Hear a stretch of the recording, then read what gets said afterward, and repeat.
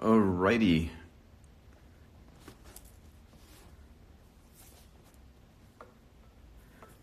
Welcome, early visitors. Pleasure to have you.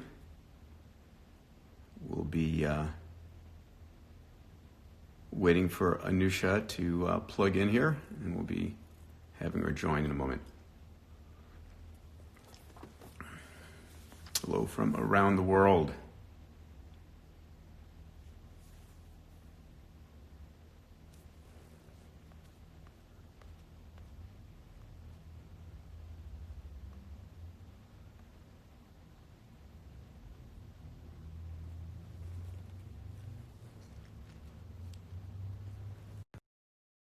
Coming on just in a microsecond.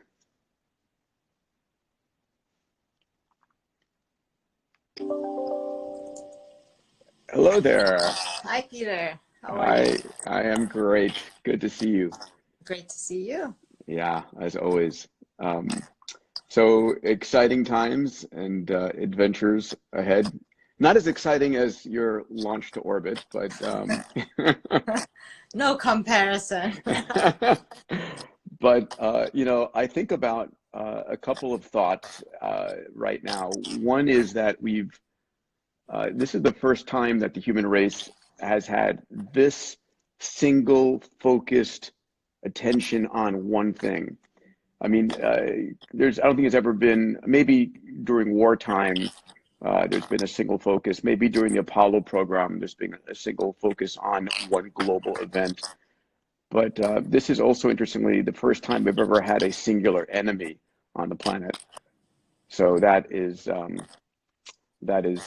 a big deal. Anusha, I thought as people are coming on, by the way, let me just mention to everybody who's coming in, we have a team that's tracking all of your questions, and I'm seeing them as they come in, and we're going to really focus in on answering any questions that you have. I see we have the Persian community from around the world coming in to join. I feel a kindred spirit as an adjacency with my Greek community, but anyway. So we'll be tracking all the questions and we'll be answering them. But I would love to kick off, Anusha, with sort of take people's minds off of COVID-19 and just talk about the cool stuff we're working on at the XPrize outside of the pandemic. We'll talk about then a few of the things that we're working on inside. But let's talk about what are the active prizes right now. And yeah. Of course. So we have 4 active prizes. We have 2 that are coming to an end. They're going to, well, we were planning to award them very shortly, but I think with what's happening, the teams are having trouble getting to the test center, so we may have to delay that.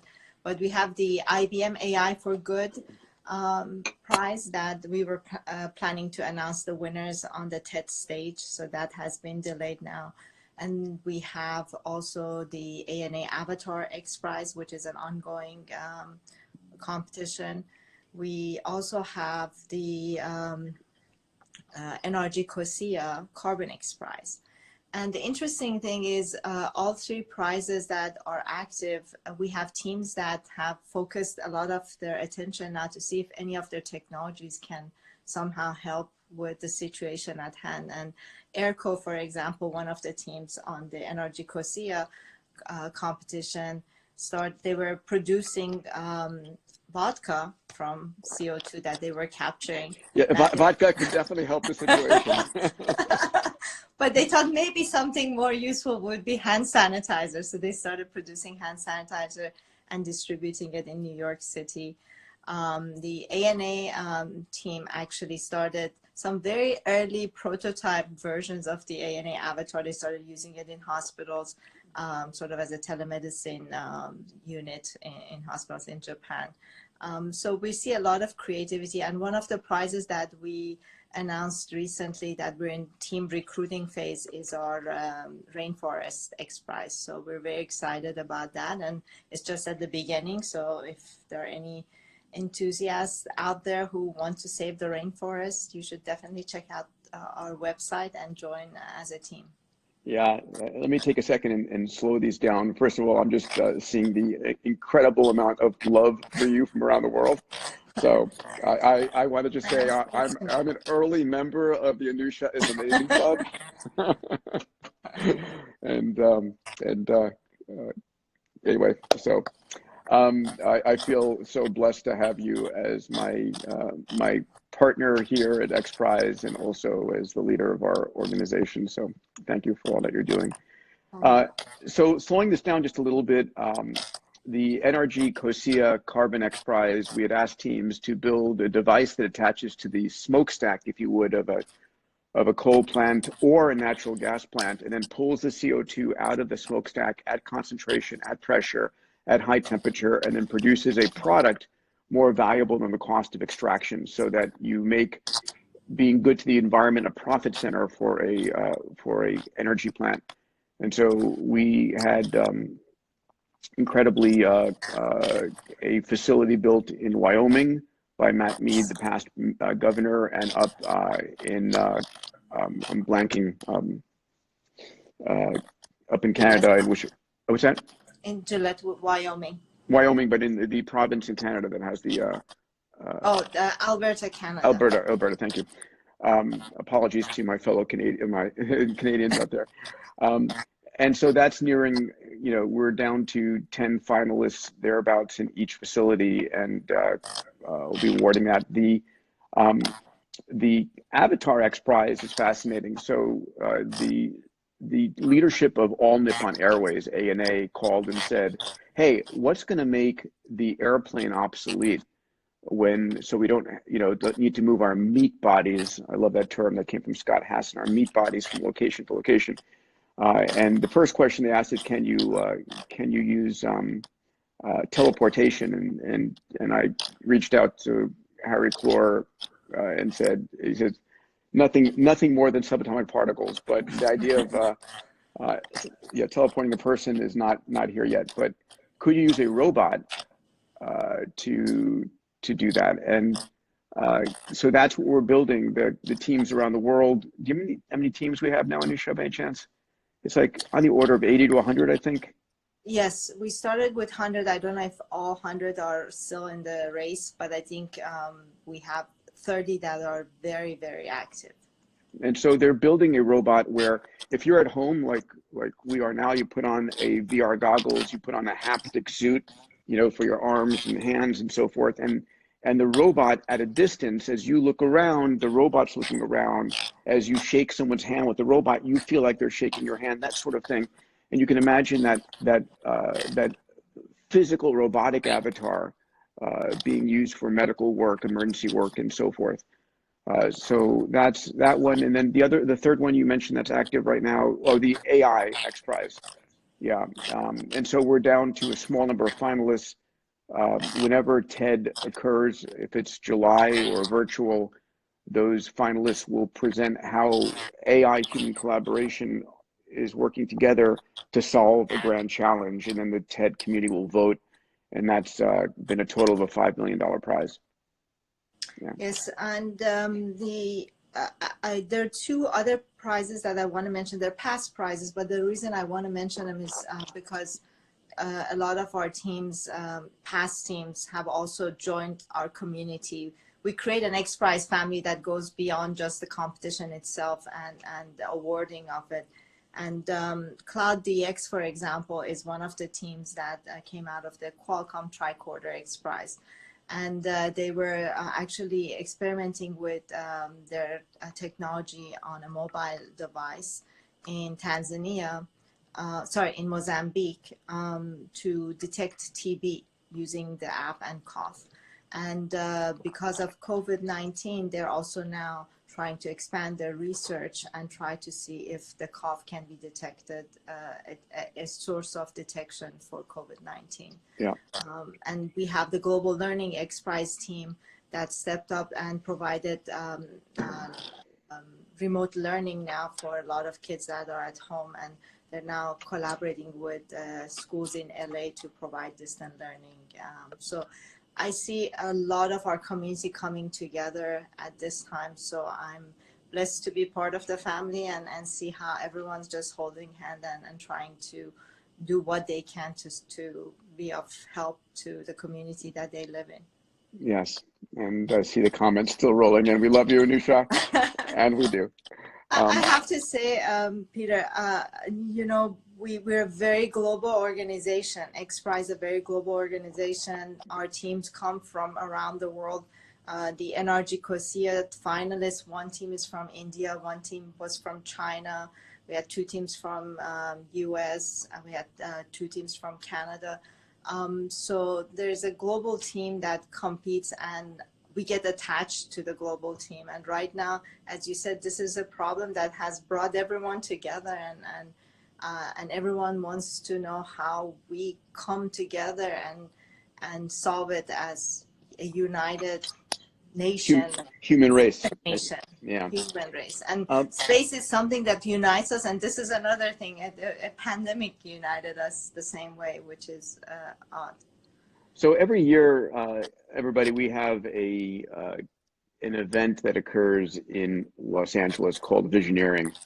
It's typically a 3-day event. It's around the anniversary of the winning of the Ansari XPrize, which was October 4th.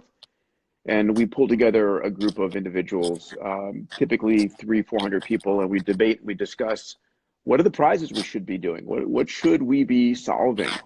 And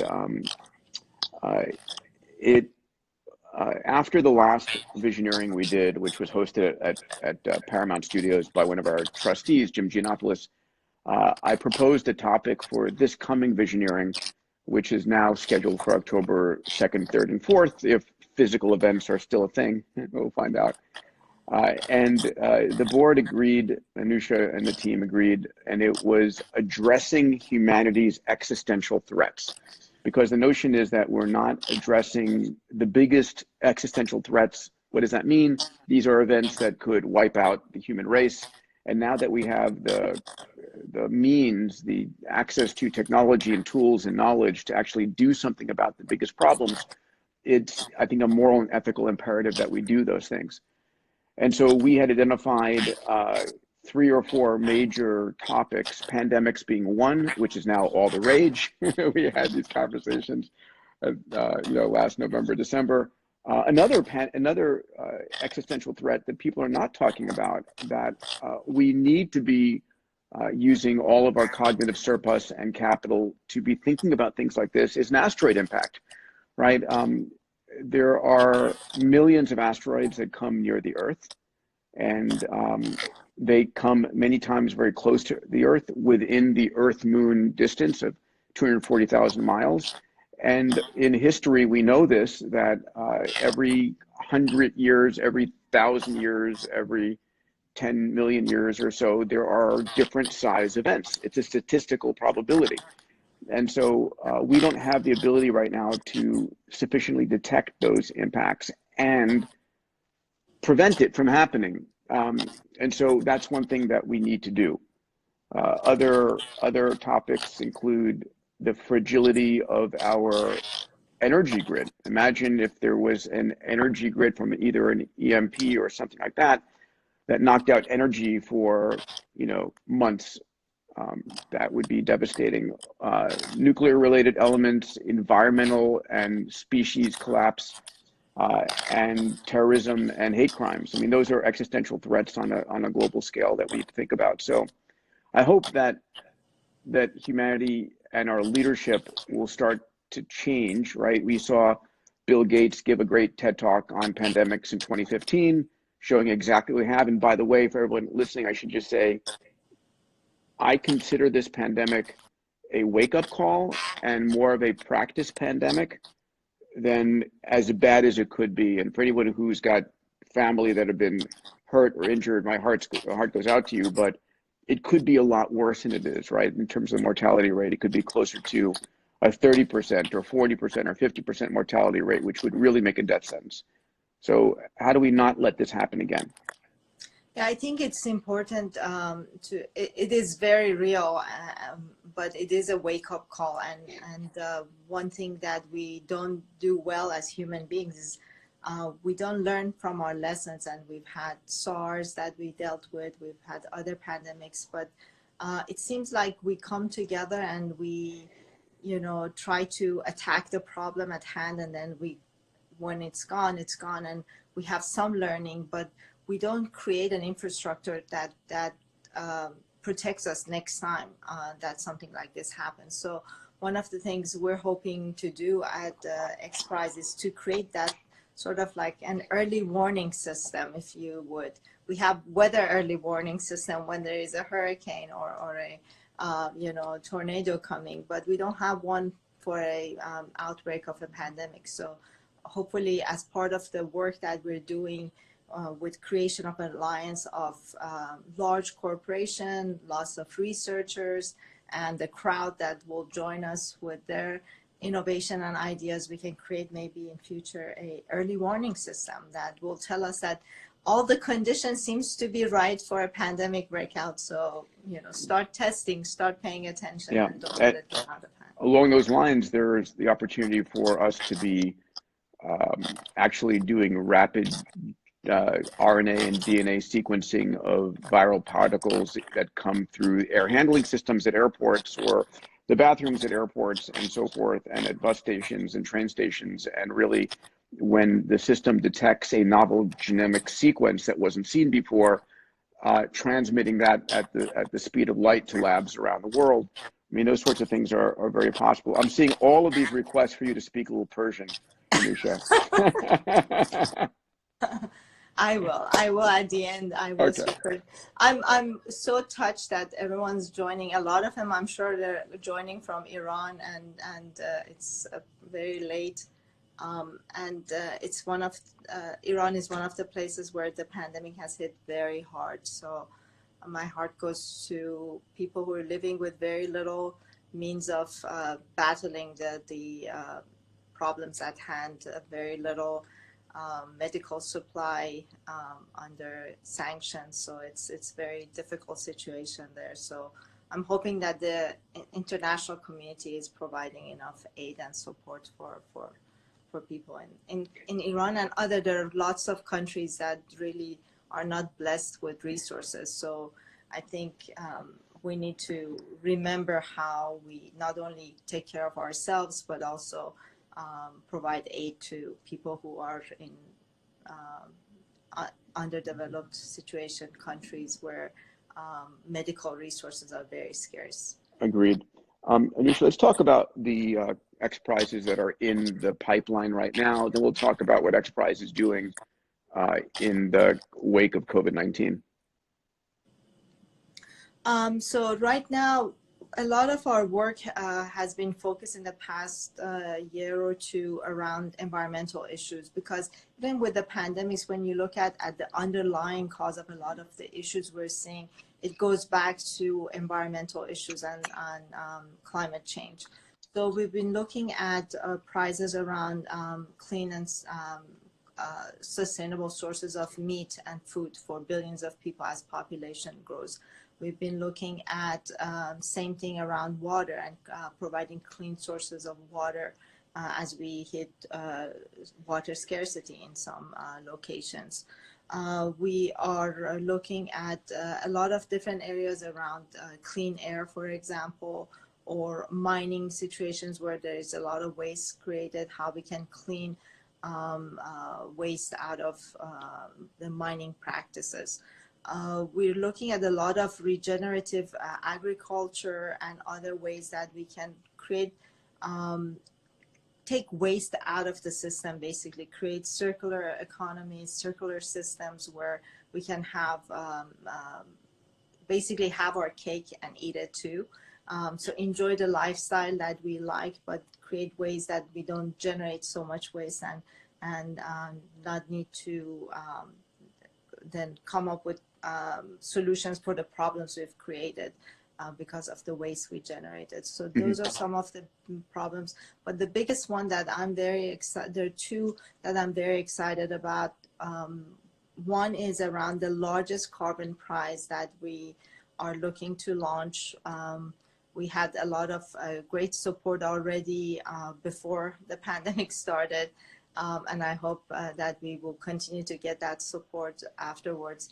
But it's around actually extracting carbon out of the atmosphere at the gigaton level, and that is something that's absolutely necessary for us to be able to combat the climate change issue. Because even switching to sustainable energy sources at 100% won't really get us out of the situation we created for ourselves. So that's one that we're very excited about. It's going to be a $150 million prize with a lot of actually early stage milestones where we give some of that money to the teams, to a large number of teams early on to develop the technologies. And the other one is something that we're working on around AI and data, and it's focused on the gender data gap. And it's something that I'm passionate about because I know how AI is going to revolutionize the way we live and do everything. It will be incorporated. It's already incorporated in a lot of things. We don't even notice it, but it will be incorporated in a lot of the way we make decisions and we work and live. And I think the data sets that we're using for machine learning are not sufficiently diverse. And I'm hoping that through this competition or a series of competition, we will be able to first create awareness where those gaps are, and to actually be able to generate the data needed to create complete diverse data sets for the AI and machine learning systems. I just want to hit this because I think it's really important. For the first time in human history, we're also in a position where we can solve problems, right? And I think that's something that's very different that people need to realize. It's when we saw pandemics in the past, when we saw world problems in the past, our ability to actually address those problems was so limited, so weak. And we now have the ability to actually use a global response, catalyze the world's knowledge and information, and focus on it. And I love the fact that while we have this singular enemy in COVID-19, for example, that we have, my estimate is somewhere between 100 million and 200 million scientists, physicians, nurses, technologists, all like, what can I do to address and solve this problem? So that is a transformative difference. I think another point to make, and I was in a session that with Daniel Kraft, as you were, and we saw Larry Brilliant speaking, and Larry Brilliant's amazing. He headed Google.org. He's the man, the physician responsible at the World Health Organization of getting rid of smallpox. And he reminds us that a lot of the increasing pandemics that we're seeing is a result of humanity's impact on the environment. That as warming temperatures are going up, it's creating a more friendly environment for viruses, and also as we are encroaching on more and more forests and rainforests and such, that the animals are now moving out into our domain, and we're seeing this increased rate of infection. Do you want to chat one second about what we're doing with Anthem? Yes. So as an organization, we normally focus on very large competitions and big problems that faces humanity, and try to bring a lot of attention, focus, and a lot of innovation from around the globe to solve those problems. In this situation, since it was something that was happening now, we had to change our model and see how we can just use all the experience and the network that we've built over the past 25 years and bring that to bear, and create something meaningful in helping to find the solutions we need for addressing problems now, but also with an eye toward the future of how we can actually prevent pandemics to start happening in the future. So Anthem approached us, and they were also trying to look at how we can address the needs of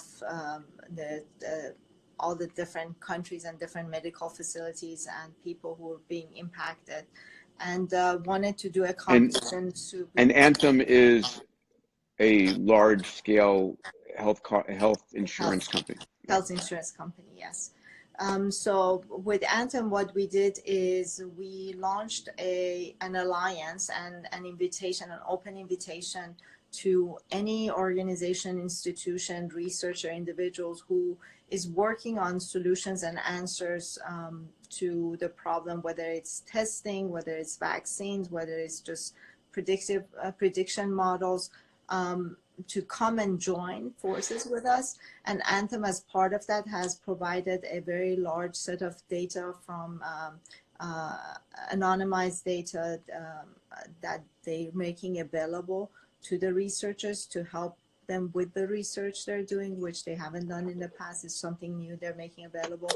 And also, we're also, through the help of the networks that we collectively bring to the table, creating a marketplace of matching needs and resources. So if the researchers, for example, have an idea and they need samples to test their ideas, or if they need a lab to test it, or if they're stuck in some area and they need a data scientist to help them.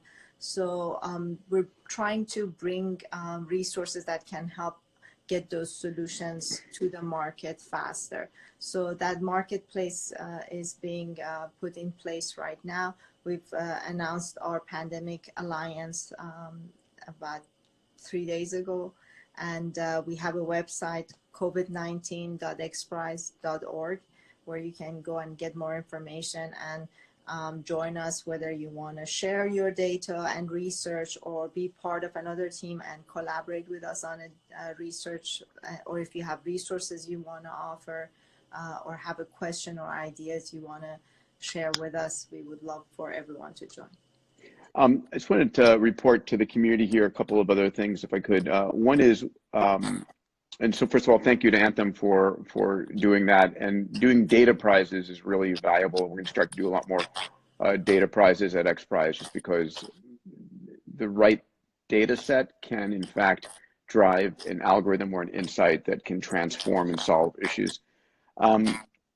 There was a lot of questions about whether we would do a ventilator XPrize, and we came very close with our incredible XPrize team to doing that. We had a sponsor that we're in conversations with, and a set of rules, but as it turns out, this global response to ventilator manufacturing was so fast and so immediate that one of the things we're always talking about is, we don't want an XPrize to be sort of, an XPrize needs to change behavior, meaning if people are going to do it anyway, we don't want to be, kissing the winners in the winner's circle, so to speak. We want to have been the purpose for which a team came together and looked at something differently. So we chose not to go after a ventilator XPrize. We are looking at, other prize ideas. And Anusha, I have one to pitch you Okay. right now. So it's a prize idea that I had a while ago, but it now seems better than ever, which is this would be a prize for the team to create a conference experience, a virtual conference experience that's considered better than going to the event itself. Right? So is Cisco working on this, or all the? Well, I think working on this? I think my friend Chuck Robbins, who's the CEO of Cisco, could fund this thing. But Zoom is doing it doing a great job, as their stock ticker price definitely indicates, as is Slack and a few others. But the question becomes, could you create a virtual experience that actually maybe it's using VR, maybe it's using maybe it's using avatars, who knows, it's actually better than going there in person. So I think, one of the things I think about a lot is how will the world fundamentally change? It's changing, but the notion that we're going to go back to everything as normal a year from now is unlikely to be the case. So what is the new normal? And as we've all said, crisis equals opportunity as well. That's so true, because I think the length of the time we had to be in isolation, it's starting to change our behavior. And I know from experience that we adapt very quickly. So I think what will happen is later on we will have this fear of whether it's shaking someone's hand or hugging someone or getting close to people. And if there was a way for us to actually, you know, when you're in control and you have information, then you feel at ease. If there was any way we could give people information where they would feel safe and know that they're not in any danger, and make sure that they have good sources of information, actually, I think it will help make sure that those behaviors that we don't want to propagate past the pandemic, we won't, you know, become part of the society in the future. So anything that's fear-based, I think it's something that long-term will hurt the society more than it will help the society. Yeah, agreed. We're coming up on the half hour. We're going to start taking your questions, so please post them. Talia on my team is doing a beautiful job populating a Google Doc that I've got in front of me, and we'll definitely plug into those. Let me take a second and just hit a few, because I'm just trying to get the word out there on what people should be doing and how they should be acting or protecting themselves in this time. The first is that your immunity level is really important, or I should say your immune system health is very important. The reason we're seeing the majority of deaths occurring in the elderly population, 60s, 70s, 80s, and 90s, versus in the younger population is for one reason. Immune systems get weaker as you get older. So what can you do to make sure your immune system is at the highest level possible? It's the basics. It's sleep. And sleep, we all need, evolution requires us to have 8 hours of sleep. It's not 6 hours of sleep or 5 hours of sleep or 4 hours of sleep, 8 hours. So do your best. There's a great book by Matt Ridley called Why We Sleep, which I commend to all of you. So sleep, exercise, getting exercise every day, even if you're in your home, apartment, living room, whatever it is, getting some exercise every day. Mindset, meditation, positive mindset, not being stressed out. Stress levels definitely correlate with weakened immune systems, so meditate in that regard. Eating right, whole plant diet and such. I just saw this amazing video that came out of Cornell ICU by one of the top ICU doctors there. Anusha, I think I might have shared it with you. If not, I'm going to send it to the whole XPrize staff. And it's more data on what's coming out. And the notion is that most of the transmission is occurring hand to mouth. So we all do this subconsciously, or, you know, I used to bite my nails. I'm trying to knock that out totally. So when you're going out, it's wearing gloves. If you're not wearing gloves, it's Purelling after you touch a surface. It's the touching of a surface and then touching that to a mucosal membrane.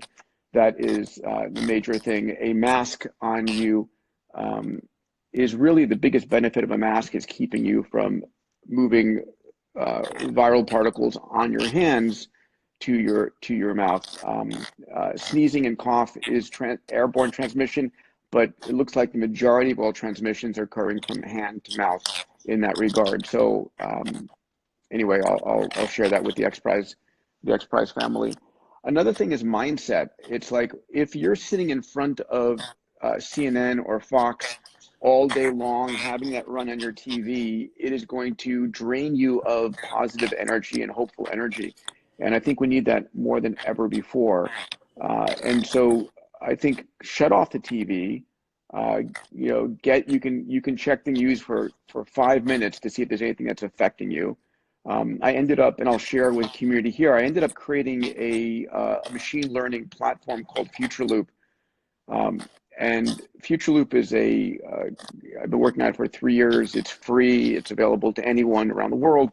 And what we do is we scan millions of articles per day, and we scan it for positive sentiment, future forward sentiment, looking for how exponential technologies are transforming an industry in a positive direction.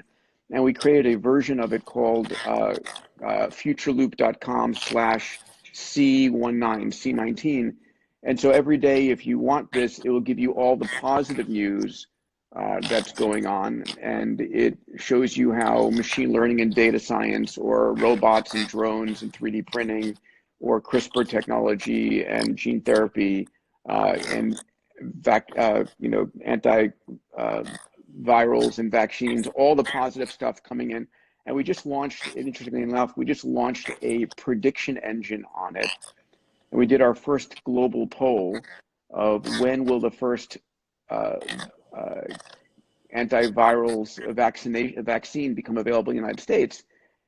And the poll that came out is showing that the prediction is that it will be before the end of the year, which would be great. It's 8.63 months is the average of the prediction is now.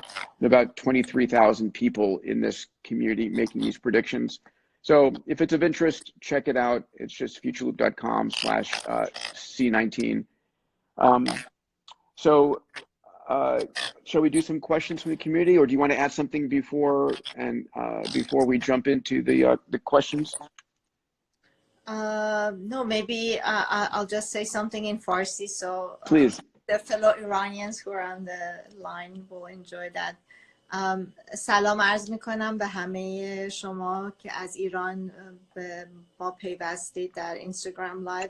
خیلی خوشحالم که میتونم از این طریق باهاتون صحبت کنم و امیدوارم که همتون سالم و سلامت باشین و بمونین و از این پندمیک بتونین به سلامتی نجات پیدا کنین. مرسی. And I appreciate I've been adopted by a few Persians out there. So I don't know Persian, and I appreciate that. A few of the questions coming in here.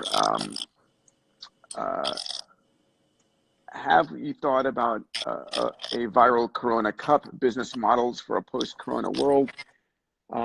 And I think that's not necessarily XPrize's objective, but I do think all of us should be looking at, when you see a problem, how do you, as an entrepreneur, and anybody could be an entrepreneur, how do you flip it in your mind to say, okay, that's a problem, but it's also an opportunity for someone to solve.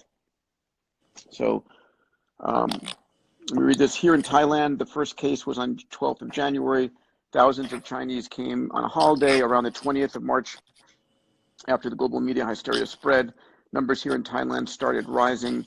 Is this a placebo effect? Is vitamin D the reason why the sunniest countries are less significant viral infection? I think the sunniest countries, these viruses do not like high radiation levels, whether it's UV from the sun, and they don't like higher temperatures. And so, as you know, the coronavirus is not something that's new.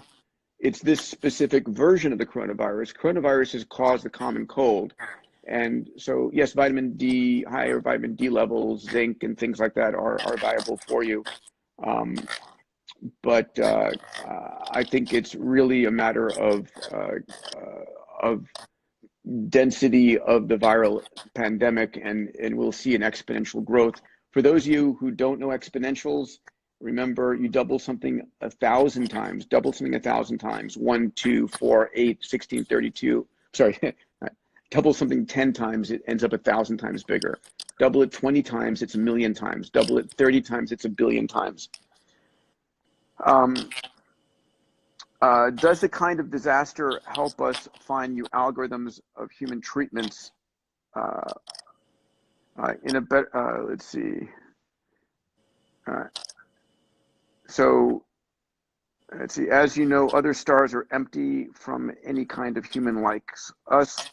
For this reason, are there new kinds of virus RNA living in areas? So, interestingly enough, let me translate that question.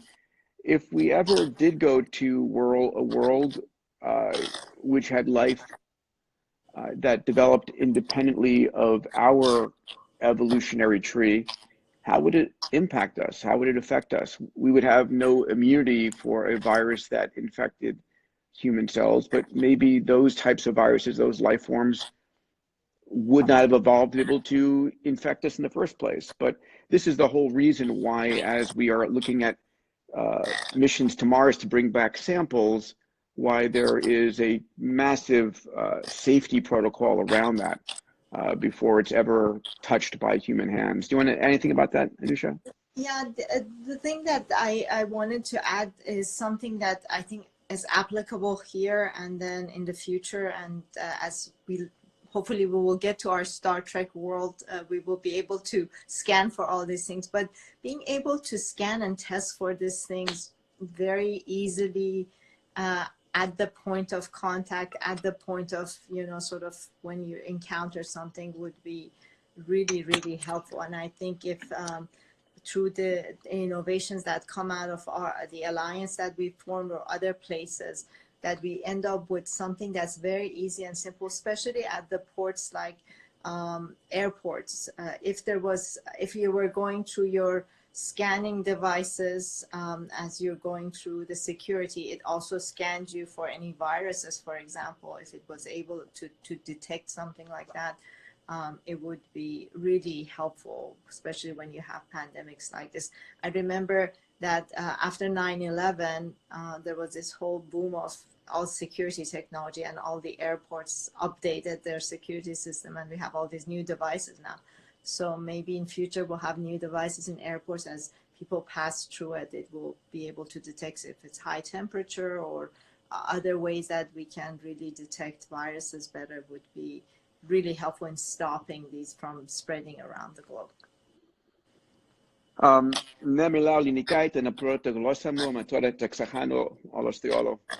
a request for me to speak some Greek. And do I speak Greek? I do, but I grew up learning Greek from my grandmother and my mother. So I learned how to speak about cleaning the house more than science or technology. All right. So dispel a couple of myths here, a couple of questions that came up. Did 5G cause this virus? And the answer definitively is no. No, and please help, listen, 5G was released last year, but believe me, no correlation at all with this epidemic. Is 5G safe for people? We'll find out. But does it cause a virus to infect humans and such? No. No, this is we've seen so many viruses cross over from animals to humans over history. And it will not the first and not the last. Another question that's asked, is this a man-made virus? And again, everybody I've spoken to at the highest levels of virology and genomics have said no. We know what the sequence of this virus is. It's very clearly where it evolved from, exactly how it came. So this is not a man-made virus. Are you aware of any isothermal tests, Peter, that are not dependent on a high cost for the COVID detection? So there are a lot of tests coming out for understanding whether you're infected or not. There's the PCR tests. These are tests that are detecting, do you have the RNA virus in your sinus right now? And that's a nasal swab. And the problem with these is they have a high false negative rate, meaning you may have it, but it doesn't actually detect it because the nasal swab was done improperly or the virus titers are not high enough. There are another set of tests that are called blood antibody tests, and these are checking, did your immune system actually see it? I'm involved in one company that just got financed and is rolling it out to large communities called COVAX, COVAXX, and we're working with governments to do large-scale testing across large populations or companies and such. And so we're going to see a explosion of diagnostics and also an explosion of vaccines and antivirals. And one of the things I think about is, because there's some people working on this, that we're seeing a few coming in now, but then we see this tsunami of solutions coming. Hopefully, I think in the next couple of months that will help address this. Who will educate respiratory therapists? Yeah, so when you ask that question, perhaps consider, it's a great business opportunity. Can you create, online courses, work with individuals to do that? So Anusha, here's a question for you. Can individuals contribute to XPrize ideas? Absolutely. So you can always do that through our website and share your ideas with us. You can do that through social media. We actually just a couple of days posted on both Twitter and Instagram, asked people to give us ideas for what we should work on at XPrize next. So definitely interested in your ideas. Please keep them coming. Will this IG live be saved? And the answer is yes, it's going to be uploaded to YouTube and it'll be shared across my social media channels, as I'm sure Anusha will as well. What are the IP issues that possibly need to be addressed or managed differently to accelerate collaboration and scaling up manufacturing of new discoveries? So let's talk about intellectual property issues around this. So there are a couple of different types of IP issues. One is around, for example, ventilator was a good example. People started printing 3D printed parts of the ventilators and just didn't care about the IP issues because it was a dire need. And I think a lot of companies in this situation have sort of allowed that to happen and given permission to basically use the IP license free. On the data side, you see that question also come up because we have, especially when you're talking about medical data, there's a lot of IP issues surrounding the medical data. So on our data collaborative, where we're asking everyone to come work together, whoever is contributing the data, they would tell us what the licensing is for that data, if there is such licensing, but they will give it for free to be available for the duration of the research. If anyone then later on can commercialize it, they would have to work out the licensing of the data they used in commercializing an idea. But just to the research, we're making all the data available for the teams competing. How do you reduce the time for any drug to get to market by 10x? And that's a really important question. So a lot going on in this world. There is a friend of mine who is, his name is Dr. Alex Zevrankov. He's the CEO of In Silico Medicine. And what he's been building really is adversary machine learning AI neural networks that are modeling new drugs, new protein molecules, and modeling them in AI, in silico, in a computer, and then being able to actually create designs that work in simulation. And then, you know, he's taken the time for going from an idea or searching for a drug to a drug design to testing down probably 10x. But the place that's really going to make the biggest difference is going to be as we see quantum computing coming online, because quantum computers are going to be able to model complex living systems highly accurate.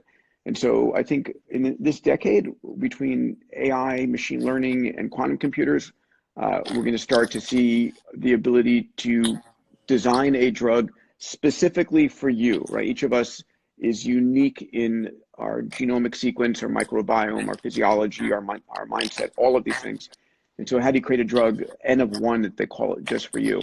And so we're going to start to see this. We're going to have to reinvent the regulatory system a little bit, because right now the regulatory system is very slow. It values the lives lost if a drug comes out that has harmful effects. It doesn't value the lives lost waiting for a drug to come out. And that balancing system, we're going to have to figure out some changes there. Can you address, Anusha, the difficulty in data availability for algorithm applications? Yeah, so there's several different types of problem. One is data exists in silos and in small pockets, so people can actually drive better algorithm and insight when you have access to a multitude of data on different, you know, from different backgrounds and different types of data. The other problem is a lot of the data, especially open data, is not what we call clean. So it had, the sources are not identified, they're not tagged properly, so they're not ready to be used by machine learning algorithms. So those are some of the main problems with data. And then there's also the diversity issue I mentioned earlier, where they're incomplete sets of data.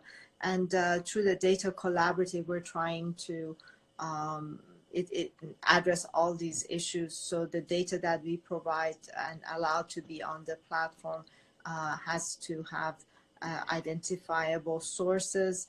It has to be respect privacy and security issues, and we also don't open it up to the world if the owner of the data wants to only use the data for specific prize or the teams. So we respect all of those, which allows for people to actually give us the data.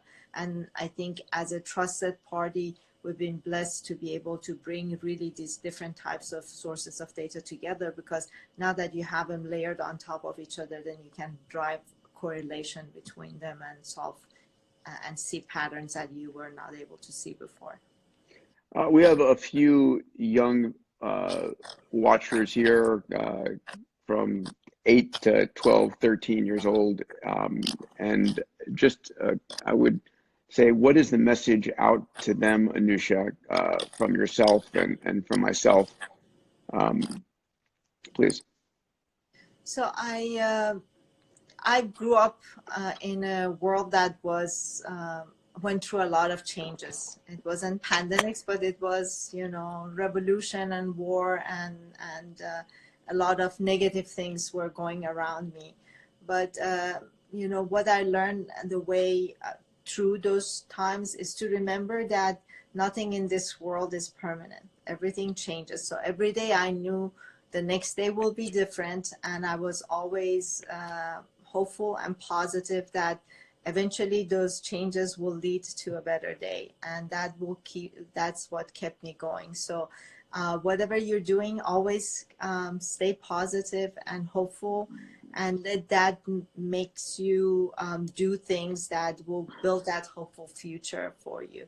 And it's important not to let people around you bring you down or tell you you can't do things. Even when you're young, you have an amazing imagination, which is the most powerful gift we have as human beings. So use your imagination. I remember I drew my spaceship. I was designing spaceships, new types of spaceships. I was, you know, looking for aliens and building cities, and all those things, even imaginary, helped me, you know, sort of imagine these worlds that some of them have come true, and some things I've been able to make come true throughout my life. So it starts there. And as young people, you have a great gift and the time to put that to use. So use it, express it, and share it with the world. Let me add on to that. I think hopefully you are seeing that the heroes today in the world are the scientists, the engineers, the mathematicians, the computer scientists, the frontline workers. And so perhaps if you have the capability to be, you know, have some talents in math or science, now is a good time to realize how valuable they are. I think the people who are going to be making the world a safer, better, more vibrant place are our technologists, our scientists, our mathematicians. And so I think we often don't really encourage enough young women and young men to go into that area. So being good at math, being good at science should become a lot cooler. It's good to be great in football and soccer and so forth, but yes, being good in math and science at this time is definitely an important part. All right, a few more questions. How can we contribute as individuals to XPrize, Anusha? Again, you can go to our website, and there is a button that will allow you to donate to XPrize as a foundation or to a specific cause. We definitely would appreciate that, and we'll put it to very good use. So a question comes over, what if nanobots targeting viruses and so forth? So a nanobot is a nanoscale robot, if you would, and our bodies are made up of lots of small machines made out of individual atoms. Like a ribosome is a machine that takes RNA and reads RNA and then assembles amino acids to create proteins. And a virus is itself a nanobot. It is itself a robot. And so can we use that? By the way, there are, I don't think it's an official term, gazillions of viruses. We are living in a world of, like, I don't know, if you Google it, it was like 10 to the 30th viruses and bacteriophage on this planet. There are more of those than there are any other life form. And here's the deal. As right now, your immune system is this massively extraordinary, complex system that is constantly fighting cancers and viruses. It's your protective system, and it's incredible. And there are amazing scientists and engineers. I happen to be working with one of them, Dr. Bob Hariri, who are working on how do we augment your immune system to make it stronger and better. How do we give an older person in their 70s, 80s, and 90s the immune system that someone who's 8 or 12 years old has, right? That would be extraordinary. So do you have news regarding folding at home? How much does people donate their personal? Oh, so interestingly enough, I think I understand what you're talking about. There used to be a effort called Fold It, which was a at-home program that was used by people to predict protein folding, and could fold it. People were donating their time and personal computers to be able to look at protein folding, and then that did the best. But then a program called AlphaFold that came out of DeepMind from Google, using the same kind of machine learning algorithms that were used to win against the game of Go, blew away all the other competition, and is now the best protein folding predictor. So I'll leave it at that. So Anusha, as we wrap up, I'll see if we have one or two last questions. But so here's one. As part of the frozen world begins to defrost, as a permafrost, could it emit viruses and bacteria from the beginning of time? Maybe, but I don't know. I think a virus could be for sure, but I'm not worried about it. I'm more worried about the economic crisis going on and people not having ventilators. So let's focus on the stuff we can solve now. And also, let's find a way to make sure our poles don't melt. So yes, we keep the viruses inside the ice, hidden.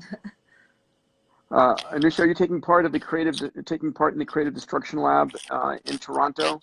Oh, so am I taking part in part of that? So I'm not. This is which event is this? So I'm part of CDL Toronto, and I think they're going to have the event virtually this time, and I'm part of it, and I have been excited to meet all the entrepreneurs that come out of the program. Yeah, and so I'm not scheduled. I wasn't physically scheduled to be there, but now it's virtual. Maybe I can support. We'll see. And will all the C19 Alliance submissions be replied to provide more details? Absolutely. So we, because it's been just a few days, we're mobilizing the group to be able to put everyone in touch with the right person who can answer the questions. So we've had an amazing response. First of all, let me thank those who have already joined. We have already people who are bringing their research to bear. They have resources they're offering, data scientists who've said, I'm here and have free cycles and willing to help. So thank you, and we will start matching you up, and you should be receiving some emails starting Monday. So Anusha, I got to wrap this up in the next 60 seconds to be under the hour cutoff so we can save this. Sure. Say thank you to everybody. A real pleasure. Anusha, always a pleasure to spend time with you. A big hug. Big hug, virtual hug. A virtual hug. See you all. Thank See you, everybody. You. Bye Thank now. you. Bye.